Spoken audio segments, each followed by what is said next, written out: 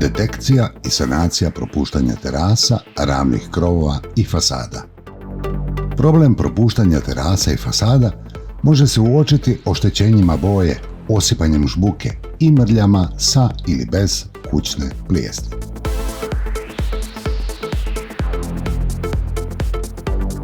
Vidljiva oštećenja od vlage događaju se kada su stropovi i zidovi već duže vremena izloženi djelovanju vode. Propuštanje terasa, ravnih krovova i fasada dešava se zbog propusta u gradnji, odabirom krivih, odnosno pogrešnih materijala ili postupaka prilikom gradnje, starenjem ili potresom.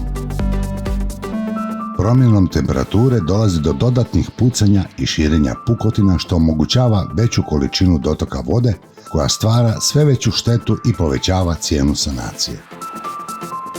Voda kroz skrivene i vidljive pukotine i slave spojeve ulazi u dublje slojeve građevine, a od tuda na unutarnje površine stropova ili zidova.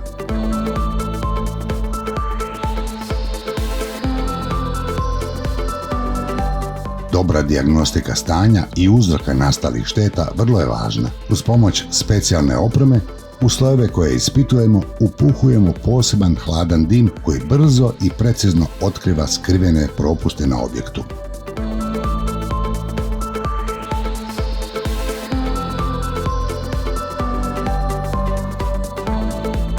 Nakon detekcije moguće je izvesti popravak otkrivenih propusta bez potrebe za opsežnim, dugotrajnim i skupim radovima na velikim površinama.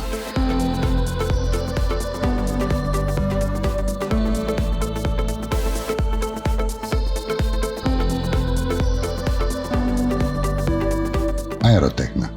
Javite nam se s povjerenjem.